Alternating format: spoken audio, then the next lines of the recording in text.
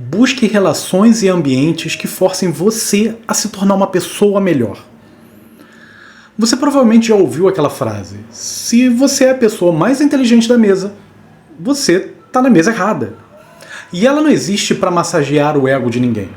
Ela existe porque se você está em um lugar onde não aprende mais nada, onde não é desafiado, esse lugar deixa de te fazer crescer. E na vida, parar de subir não significa ficar parado. Parar de subir é o começo da queda. Eu sou o Thiago e você está no canal Dedicadamente, onde eu compartilho com você o que aprendi estudando desenvolvimento pessoal, mas principalmente o que aprendi errando, e errando muito, para que a sua caminhada em busca da sua melhor versão tenha menos percalços e resultados com um pouco mais de facilidade.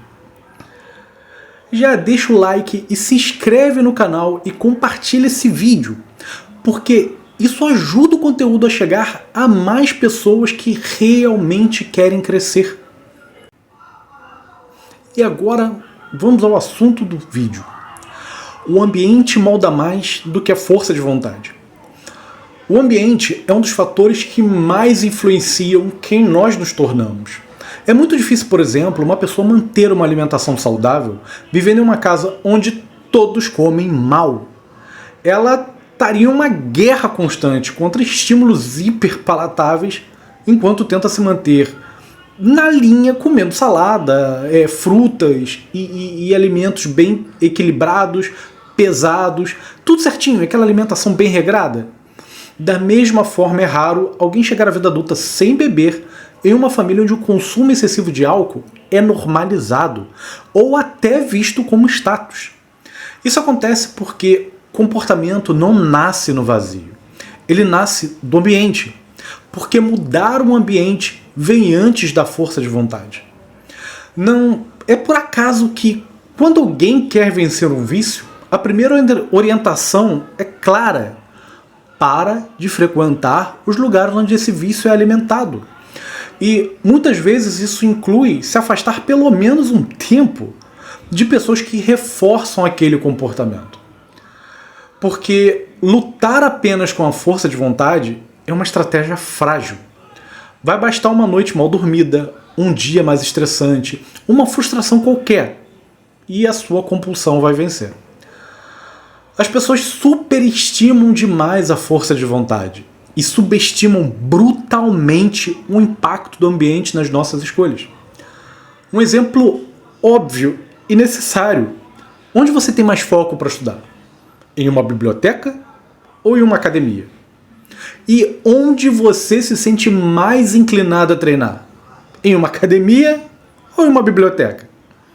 Eu fiz uso aqui dos poderes do lendário Capitão Óbvio para deixar claro algo simples: o ambiente direciona o comportamento antes mesmo da decisão consciente. Aqui no Rio de Janeiro tem um exemplo que é bem popular, é algo conhecido por quase todo mundo. Que muitas pessoas se comportam de maneira diferente no trem e no metrô. É surreal, mas o trem ele circula majoritariamente pelo subúrbio e pela Baixada Fluminense, que são regiões historicamente mais pobres e negligenciadas. O metrô, em grande parte, circula pelo centro e pela Zona Sul, áreas mais ricas da cidade. E é impressionante observar que comportamentos como falar alto, jogar lixo no chão ou desrespeitar regras parecem com mais frequência no trem. E o surreal é que as pessoas que fazem isso no trem, quando vão para o metrô, não fazem. O metrô ele tem muito mais aquele sentido de manter a regra, diferentemente do trem, que é muito mais abandonado. E isso não é questão de caráter, é contexto, é símbolo, é adaptação. As pessoas se comportam de acordo com o ambiente que as cerca. Um ambiente organizado vai ser mais atrativo para aquela pessoa se comportar de maneira organizada. Um ambiente bagunçado não tem estímulo para isso e, pelo contrário, incentiva mais a bagunça. Mas o ambiente não serve apenas como influência negativa. Ele também pode ser um dos maiores aliados na formação de quem você se torna. Um dos motivos de eu ter desenvolvido desde cedo o gosto pelos livros foi porque eu cresci em uma casa onde a estante da sala era cheia de livro. E mais importante do que isso, eu era encorajado a mexer neles. Quando eu perguntava algo para o meu pai sobre algum livro, a resposta era sempre a mesma. Pega e lê. E foi assim que, quase sem perceber, eu já tinha lido alguns dos livros do Maupassant, incluído o lendário Homem que Calculava, recomendo a todos. E aos 13 anos, na base de muita teimosia, eu encarei Os Demônios do Dostoiévski. Lógico, eu não entendi tudo, mas foi sensacional. Eu lembro de uma aula de história que eu cheguei para o professor que estava falando sobre Rússia e eu comentei que tinha lido livros de um autor russo e perguntei se ele conhecia Dostoiévski. Não pelo fato de eu duvidar dele conhecer, e sim porque eu não tinha ideia de quem era Dostoiévski. Na época eu tinha uma coleção dele lá em casa, editada na década de 60, e eu não tinha ideia de que eu tinha uma coleção de um dos maiores escritores da história, e que ele acabaria se tornando um dos meus autores favoritos. Mas a cara de espanto do meu professor ao ouvir um pirralho de 13 anos dizendo que tinha lido Dostoiévski, cara, aquilo me encheu de orgulho. Eu nem sabia quem era, mas eu tava orgulhoso, tipo, eu li Dostoiévski. Mas tudo isso só foi possível porque eu tinha livros em casa. E porque eu tinha um pai que nunca reclamou de eu mexer neles. E que sempre me mandava buscar respostas lendo. E eu lembro também de perguntar para ele uma vez onde ficava a Ilha da Rainha da Morte. Se você sabe onde é, se você sabe do que eu tô falando, deixa nos comentários. E ele pegou simplesmente um atlas, colocou na minha mão e falou, pesquisa. Ele podia ter simplesmente virado e falado, cara, isso daí não existe não, para de viajar. Relações moldam destinos. O ambiente é fundamental, mas quem realmente molda o ambiente são as pessoas que estão nele. Tem aquela frase mais do que famosa. Você é a média das 5 pessoas com quem mais convive. E se você convive com pessoas que não se importam em se tornar melhores, é bem provável que você também não se importe.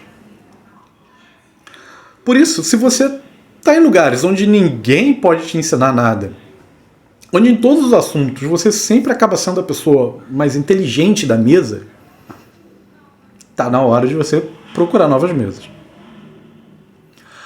Busque a companhia de pessoas que não apenas te ensinem algo, mas que te desafiem a ser uma pessoa melhor. A minha esposa é uma dessas pessoas. Cara, ela é competente, esforçada, ambiciosa e tudo na medida certa. E eu olho para ela e sei que eu preciso ser a minha melhor versão para acompanhá-la.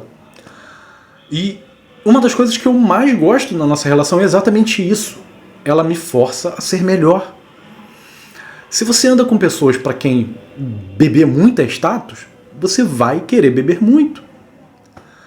Mas se você anda com pessoas que para elas o status é saúde, é força, disciplina, ou você se afasta, ou você vai começar a treinar. Se você convive com pessoas que falam de dinheiro, investimentos e planejamento financeiro, ou você aprende a cuidar melhor do seu dinheiro, ou acaba se afastando. Não adianta.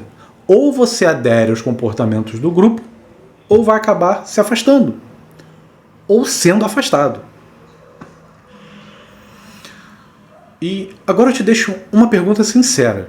Você prefere estar em um grupo que alimenta suas fraquezas, reforça seus vícios, mas não existe esforço nenhum para você permanecer ali? Ou prefere estar com pessoas que, pela simples presença, te forçam a crescer, a aprender, a se tornar uma pessoa melhor? Responde aí nos comentários. E também diz quem você quer que faça parte das 5 pessoas que formam a média de quem você quer se tornar. E se esse vídeo fez sentido para você, já deixa aquele like incrível, se inscreve no canal e compartilha para que mais pessoas passem a questionar os ambientes que frequentam e as pessoas com quem convivem. Um abraço e até o próximo vídeo.